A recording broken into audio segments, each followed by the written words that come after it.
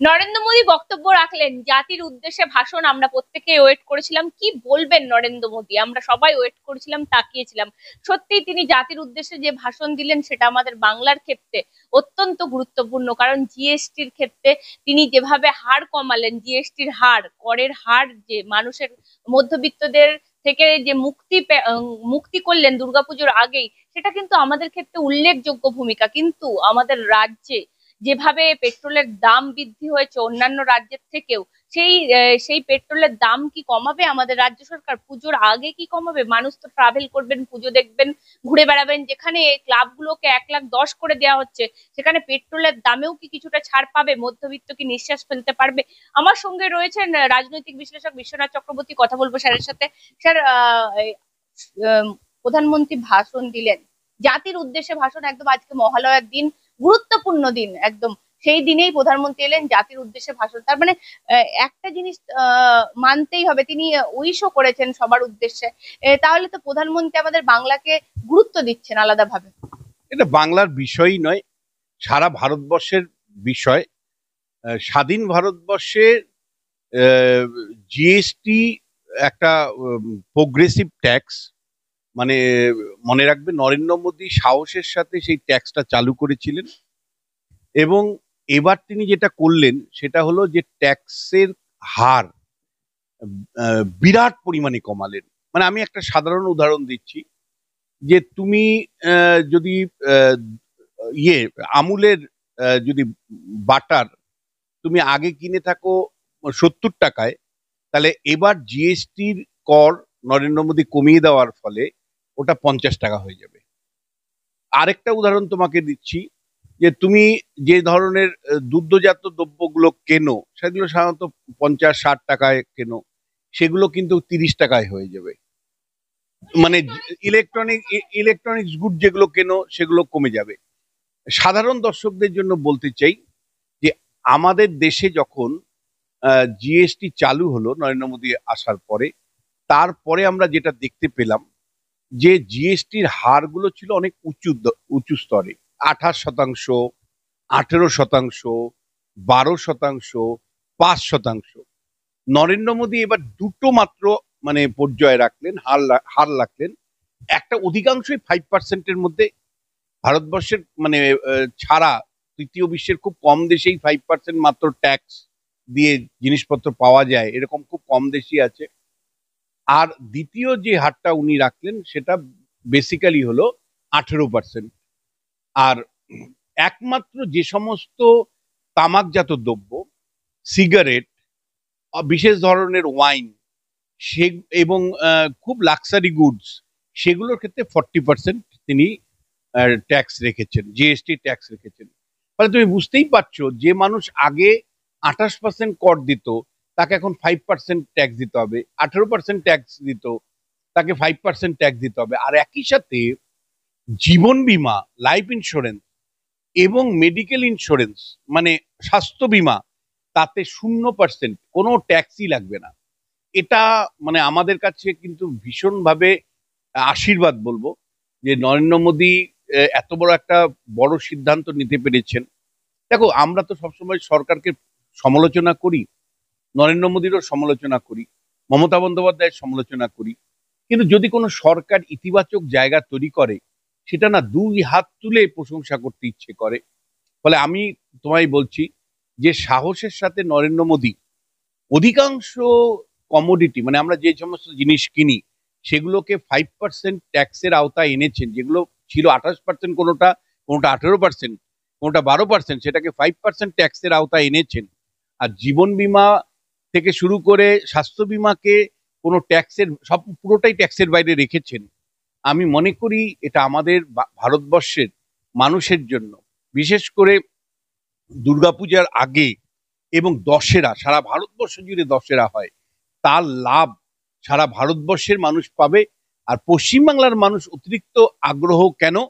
পশ্চিমবাংলার মানুষ, তুমি জানো, দুর্গাপূজাকে সামনে রেখে প্রচুর কেনাকাটি করে। এই যে বিগ তোমার গিয়ে ডিল, বিগ বাজার, তারপরে তোমার পুজোর সময় যে আমাজন থেকে শুরু করে বিগ ডিল গুলো হয়, অনলাইনে হয়, যেগুলো মানে আমরা প্রত্যেকেই পাই কিনি। যেমন আমি ঠিক করে রেখেছি এবার একটা মোবাইল কিনবো, তুমি হয়তো ঠিক করে রেখেছো যে তুমি একটা হয়তো টেলিভিশন কিনবে, অন্য আরেকজন হয়তো কম্পিউটার কিনবে ভাবছে।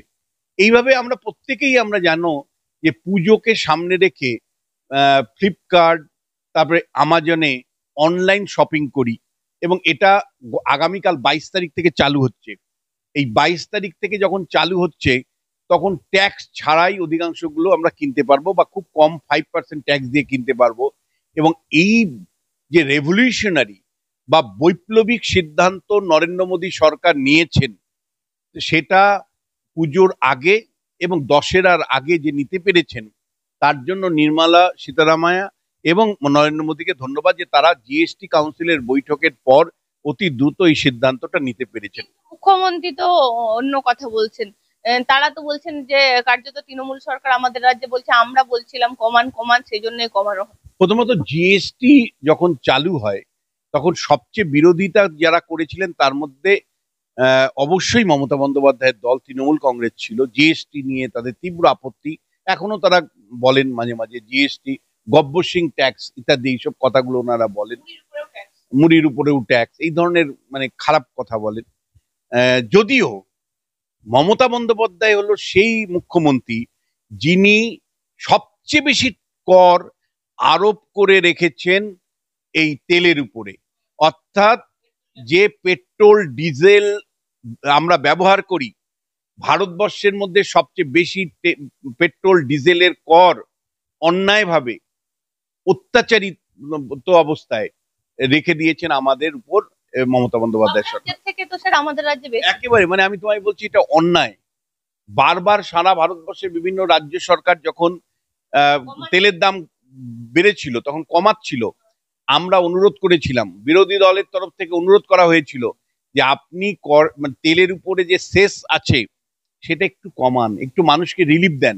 এই যে মমতা বন্দ্যোপাধ্যায় নিজেকে গরিব দরদি বলে, গরিব দরদি কখন বলেন?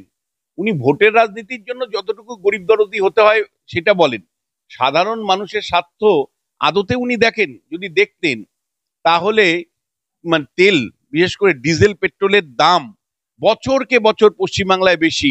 তার কারণ রাজ্য সরকার অতিরিক্ত এখানে সেস চাপিয়ে রেখেছে, যেটা বিহারেও প্রতিবেশী রাষ্ট্রে নেই, রাজ্যে নেই, বা তোমার গিয়ে উড়িষ্যাতেও নেই, আসামেও নেই, বা কোথাও নেই। ফলে আমাদের থেকে টাকা তুলে নিচ্ছে করের মানে তেলের মাধ্যমে। এই এই এই এই তেলের যে সেস মমতা বন্দ্যোপাধ্যায় সরকার কমাবে? যদি না কমায় তাহলে নরেন্দ্র মোদী আজকে যে ঘোষণা করলেন, যেভাবে জিনিসপত্রের দাম কমার কথা, মানে জিএসটির হার কমে যাওয়ার ফলে, সেটা কিন্তু পশ্চিমবাংলার মানুষ পাবে না। পশ্চিমবাংলার মানুষ যে কম দামে জিনিস কেনার সুযোগ ছিল, সেই কম দামে জিনিস কিন্তু পশ্চিমবাংলার মানুষ কিনতে পারবে না যদি না মমতা বন্দ্যোপাধ্যায়ের সরকার তেলের থেকে সেস না কমায়। তো কেন কেন বলছি যে তেলের মাধ্যমেই, অর্থাৎ মানে তুমি জানো যানবাহনের মাধ্যমেই সব জিনিস আসে। তুমি ধরো খাদ্যদ্রব্য থেকে শুরু করে উৎপাদিত দ্রব্য, কারখানা থেকে দ্রব্য এক জায়গা থেকে আরেক জায়গায় পরিবহন ব্যবস্থার মাধ্যমে আমার তোমার বাড়িতে পৌঁছায়। তাহলে পরিবহনের খরচাই যদি মমতা বন্দ্যোপাধ্যায় বেশি করে রাখেন, পশ্চিমবাংলা সরকার তৃণমূল কংগ্রেস সরকার যদি পরিবহনের ব্যয় যদি বেশি করে রাখে, কর বেশি করে আরোপ করে রাখে, তাহলে আমরা কি করে জিএসটির হার কমার পরে পূর্ণ সুবিধাটা পাবো? ফলে আমাদের বিহার পাবে। আজকে নরেন্দ্র মোদীর ঘোষণার পরে জিএসটির হার কমার ফলে জিনিসের দাম বিহারে যতটা কমবে, উড়িষ্যায় যতটা কমবে, আসামে যতটা কমবে, দিল্লিতে যতটা কমবে, পশ্চিমবাংলায় ততটা কমবে না, এটা পরিষ্কার। ফলে দেখো, একদিকে নরেন্দ্র মোদী আজকে যেমন আশার বাণী শোনালেন, আমরা অত্যন্ত আনন্দিত হলাম, কিন্তু উল্টো দিকে পশ্চিমবাংলায় মমতা বন্দ্যোপাধ্যায় সরকারের অতিরিক্ত কর আরোপের ফলে তেলের উপর আমাদের যে সুরাহা পাওয়ার কথা ছিল, জিএসটি সুফল পুরো মাত্রায় কিন্তু আমরা বাড়িতে নিয়ে যেতে পারবো না। মানে তো আমাদের এখানে রাজ্য সরকার কার্যত মধ্যবিত্ত মধ্যবিত্ত বলে যারা চেঁচায়, যারা বলে গরিব দরদি, তারা তো মধ্যবিত্তকে চুষে খাচ্ছে। একেবারে আমি তো বলছি এই সরকার কেবলমাত্র ভোটের রাজনীতির জন্য কেবলমাত্র ভাতাজীবী তৈরি করতে চায়, নির্ভরশীল ভাতাজীবী তৈরি করতে চায়, যে তুমি ভাতা নাও আর আমায় ভোট দাও। কিন্তু অর্থনীতি, মুক্ত অর্থনীতি প্রবাহ, মুক্ত অর্থনীতি প্রবাহের জন্য করের চাপ কমাতে হবে। তাহলে করের চাপ মুক্ত অর্থনীতির জন্য বেশি যাতে জিনিস বিক্রি হয়, তার জন্যই তো নরেন্দ্র মোদী 28%টা 5%-এ আনলেন, বা 18% জিএসটিটাকে 5%-এ আনলেন। কিন্তু মমতা বন্দ্যোপাধ্যায় তেলের যে দাম বাড়িয়ে রেখেছে, এবং তারপর তার সাথে সাথে কলকাতা কর্পোরেশন সমেত বিভিন্ন জায়গায় যে ট্যাক্স, বিপুল পরিমাণে সম্পত্তি কর দিতে হয়, এবং তারপরে যে তুমি জানো পরিবহনের শিল্পের সাথে যারা যুক্ত আছে তারা জানে যে কি বিপুল পরিমাণে কর এখানে দিতে হয়, গাড়ির জন্য ট্যাক্স দিতে হয়। তো তারপরে তোলাবাজি তো আছেই পুলিশ প্রশাসনের, সব মিলে তোমাকে আমি বলছি যে পশ্চিমবাংলার অর্থনীতিটা মুক্ত হতে পারছে না, পশ্চিমবাংলার অর্থনীতিটা অবাধ হতে পারছে না, পশ্চিমবাংলার অর্থনীতিটা সবসময়ই রাজ্য সরকারের অতিরিক্ত করের জন্য সবসময় ফ্রি ফ্লো অফ ইকোনমি বা মুক্ত অর্থনৈতিক প্রবাহ পশ্চিমবাংলায় বাধাপ্রাপ্ত হচ্ছে। ফলে তোমায় আমি বলছি যে মুখে একরকম বলছে, কিন্তু বাস্তবে তৃণমূল কংগ্রেসের যে সরকার, সেই সরকার যেভাবে কর বিভিন্ন ক্ষেত্রে বাড়িয়ে রেখেছে, বা যে ধরনের দুর্নীতি হয়, মানুষকে দুর্নীতির সম্মুখীন হতে হয়, তার ফলে অর্থনীতির প্রগতি এখানে সম্ভব নয়। ফলে জিএসটি আজকে বিভিন্ন হারগুলো কমানোর ফলে যে বিপুল পরিমাণে প্রত্যাশা তৈরি হয়েছে, বিশেষ করে মনে করা হচ্ছে যে মানুষের ক্রয় ক্ষমতা এতে বাড়বে, অতিরিক্ত মানুষ অতিরিক্ত ক্রয় মানুষ করবে, জিনিস অতিরিক্ত যদি ক্রয় করে তাহলে কারখানায় উৎপাদন বাড়বে, নতুন অর্থনৈতিক চাঙ্গা হবে, নতুন নতুন কারখানাতে বিনিয়োগ হবে। ফলে নরেন্দ্র মোদী একটা দূরদর্শিতার জায়গা থেকে বা দীর্ঘমেয়াদী লক্ষ্যের জায়গা থেকে কর কাঠামোর বিন্যাস করলেন এবং আমাদের দৈনন্দিন জীবনে করের হার কমালেন। কিন্তু মমতা বন্দ্যোপাধ্যায় সরকার উল্টো দিকে করের অপরিবর্তিত রাখার ফলে, তেলের দাম অপরিবর্তিত রাখার ফলে, তেলের অতিরিক্ত সেস নেওয়ার ফলে যে সুবিধেটা আমাদের পাওয়ার কথা ছিল, অর্থনীতির ক্ষেত্রে যে সুবিধে পাওয়ার কথা ছিল, ব্যবসায়ীদের যে সুবিধে পাওয়ার কথা ছিল, তারা কিন্তু সেটা পাবে না, কারণ সবকিছুই পরিবহন শিল্পের সাথে যুক্ত, সবকিছুই পরিবহনের মধ্য দিয়ে করা হয়। তাহলে দেখা যাচ্ছে যে বাঙালি কিন্তু স্বস্তি পেল না, কার্যত যারা চেঁচাচ্ছিলেন যে জিএসটি, মুড়িতে জিএসটি, এতে জিএসটি, তাতে জিএসটি, তারাই আসল যে মুড়িটা বাইরে থেকে আনা হচ্ছে বা বাইরে থেকে এক প্রান্ত থেকে অন্য প্রান্তে নিয়ে যাওয়া হচ্ছে, তাতেই তো ট্যাক্স, একেবারে দেখো উল্টো দিকে কি হচ্ছে, আরেকটা উল্টো রাজনীতি দেখো। প্রথম থেকেই কুণাল ঘোষ থেকে শুরু করে মমতা বন্দ্যোপাধ্যায় বলছে আমরাই তো প্রথম জিএসটি কমানোর কথা বলছিলাম। আরে জিএসটি কমানোর কথা মধ্যপ্রদেশের মুখ্যমন্ত্রীও বলেছেন, শিবরাজ সিং চৌহান। মধ্যপ্রদেশের মুখ্যমন্ত্রী শিবরাজ সিং চৌহান বিভিন্ন সময় কেন্দ্রকে যে চিঠি দিয়েছে, সেই চিঠিগুলো যদি আপনি দেখেন, মমতা বন্দ্যোপাধ্যায়ের আগেই তিনি অনুরোধ করেছিলেন, তিনি যখন চিফ মিনিস্টার ছিলেন, যে জিএসটি কমানো হোক। মহারাষ্ট্রের মুখ্যমন্ত্রী একাধিক চিঠি আছে, হরিয়ানাদের মুখ্যমন্ত্রীর একাধিক চিঠি আছে, জম্মু কাশ্মীরের মুখ্যমন্ত্রী মেহবুবা মুফতির একাধিক চিঠি আছে। আপনি কাকে বলেন যে আমরাই একমাত্র জিএসটি কমানোর কথা বলেছিলাম? এই কথাগুলোর মধ্য দিয়ে একটা রাজনীতি আছে, মানুষকে বিভ্রান্ত করা আছে।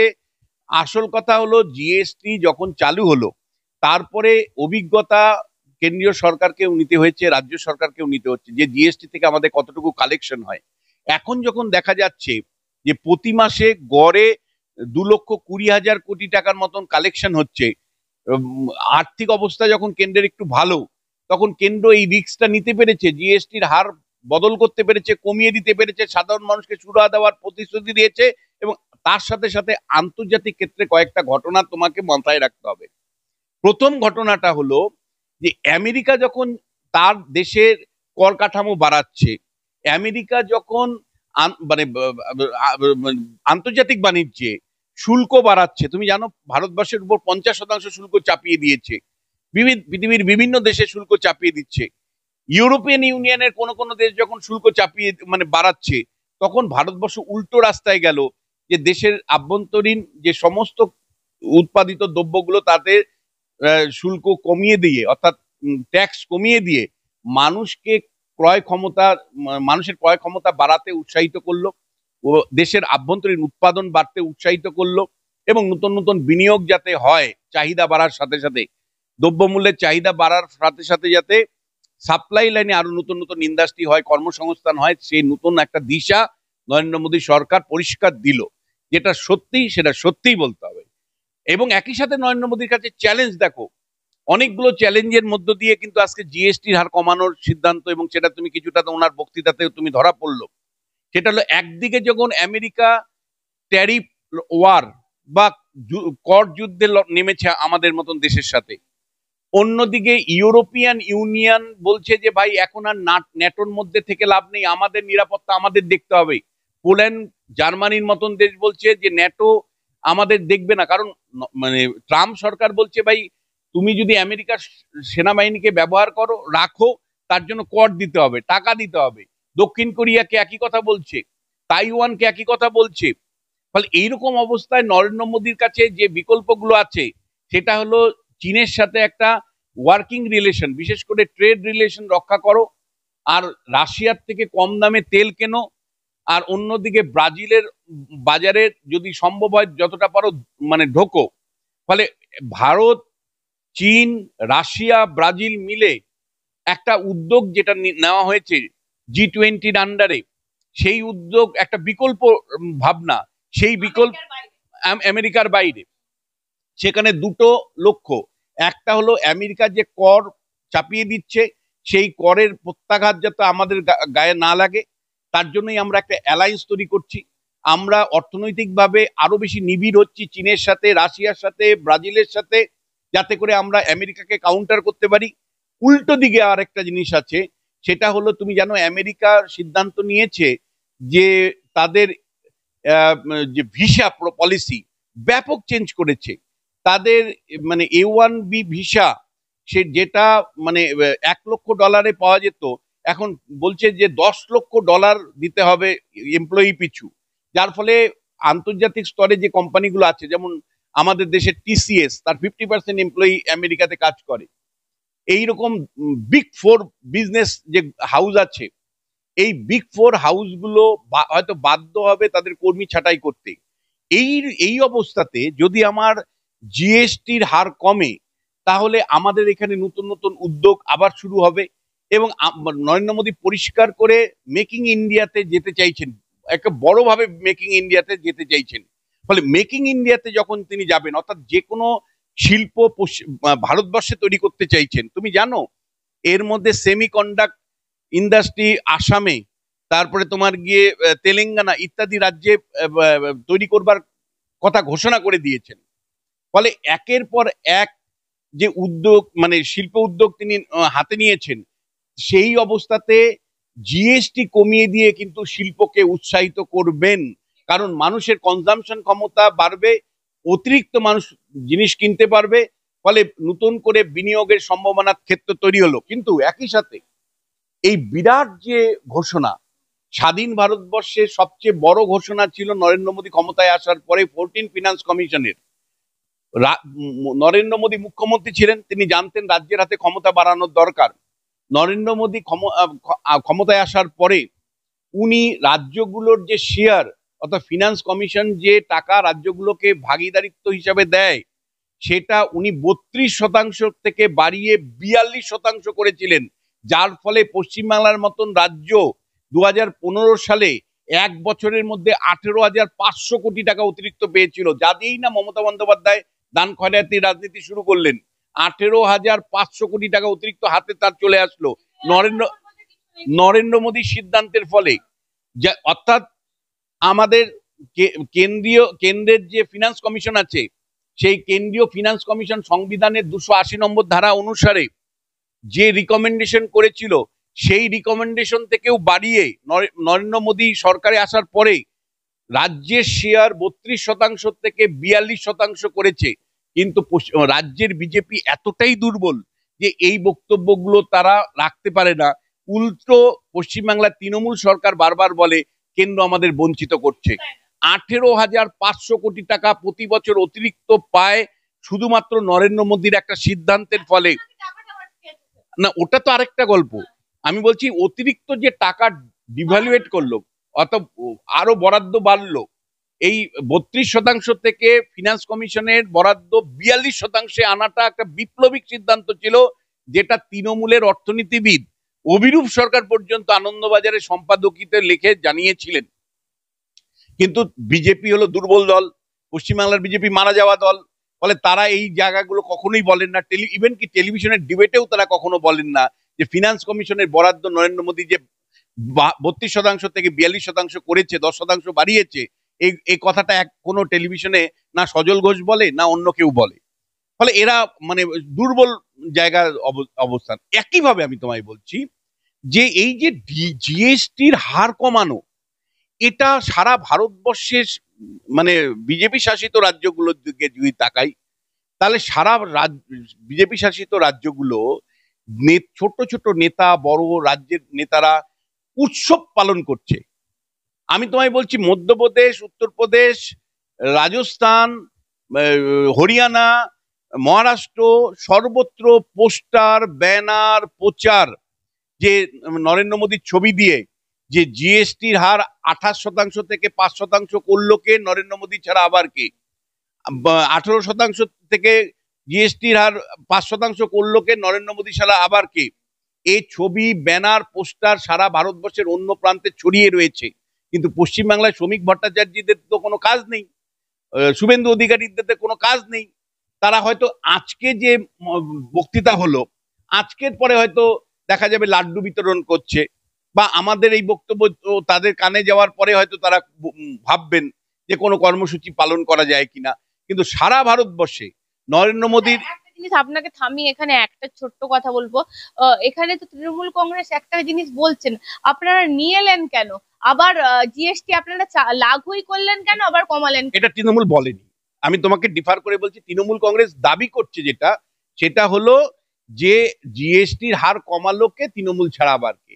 যেখানে তৃণমূল মানে অনেক সময় জিএসটি কাউন্সিলে যেত না, জিএসটি কাউন্সিলে প্রত্যেকটা রাজ্য প্রতিনিধিত্ব আছে, এবং জিএসটি কাউন্সিলের সিদ্ধান্ততে মানে বেশিরভাগ বিজেপি শাসিত রাজ্য এবং কেন্দ্রের সরকারের সিদ্ধান্তের উপর ভিত্তি করে এই সিদ্ধান্তটা নেওয়া হলো।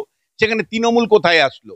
বরঞ্চ তৃণমূলের কাছে যে দাবি, সেটা হলো যে আপনারা তেলের দামে সেচ কমান, আপনারা তেলে দাম যে দাম বাড়িয়ে রেখেছেন সেখানে আপনারা কর কমান। কিন্তু আমি আবারও তোমায় বলছি যে নরেন্দ্র মোদীর জন্য আমার খারাপ লাগে, পশ্চিমবাংলায় উনি আসেন, বিজেপির জন্য চেষ্টা করেন, উনি বারবার আসেন, চেষ্টা করেন, কিন্তু মরা বিজেপিকে কিছুতেই মানে চাঙ্গা করতে পারেন না। আবার একইভাবে জিএসটির মতন এত বড় সিদ্ধান্ত, যে জিনিস আমি 100 টাকায় কিছুদিন আগে কিনতাম সেটা আমি আজকে 70 টাকায় কিনবো, এত বড় রিলিফ মানুষকে দেওয়ার পরেও রাজ্য বিজেপি মরে আছে তো মরেই আছে। তারা কিন্তু মানে জিএসটি কাউন্সিলের সিদ্ধান্তের পরে যে ধরনের মিটিং, মিছিল, জনসংযোগ করে মানুষকে জানানোর কথা ছিল যে আপনার দৈনন্দিন জিনিসের দাম কমছে নরেন্দ্র মোদীর জন্য, এই বক্তব্যটা বিজেপির কোনো কর্মী, সমর্থক, নেতারা মানুষের কাছে পৌঁছে দেয়নি। যেটা ভারতবর্ষের অন্য রাজ্যে, আজকে মহারাষ্ট্রে বিজেপি যদি পারে, যদি উড়িষ্যার বিজেপি পারে, আসামের বিজেপি পারে, দিল্লির বিজেপি পারে, পশ্চিমবাংলার বিজেপি কেন পারে না বলতে পারো? জিএসটি কাউন্সিলের ওই সিদ্ধান্ত নেওয়ার পরের দিন থেকেই সারা ভারতবর্ষের অন্য রাজ্যে, বিজেপি শাসিত রাজ্যগুলো নরেন্দ্র মোদীর পোস্টার, ব্যানার দিয়ে যে ব্যাপক প্রচার তারা চালাচ্ছে। আজকে রাজ্য বিজেপি কেন ঘুমিয়ে আছে? রাজ্য বিজেপি তাহলে আজকে যখন প্রধানমন্ত্রীর বক্তৃতা আসলো, তোমার টেলিভিশনের টেলিকাস্টটা হবে, তারপরে দেখা যাবে শুভেন্দু অধিকারী হয়তো কিছু লাড্ডু বিলি করলেন, বা বিজেপির পার্টি অফিসে মুরলীধরন স্ট্রিটে বা ইয়েতে কিছু লাড্ডু বিলি হলো, বা দুই একটা জায়গায় হয়তো পোস্টার পড়লো। কিন্তু এতদিন আপনারা ঘুমিয়েছিলেন কেন? এই প্রশ্নটা কিন্তু স্ট্রংলি আমার থাকবে।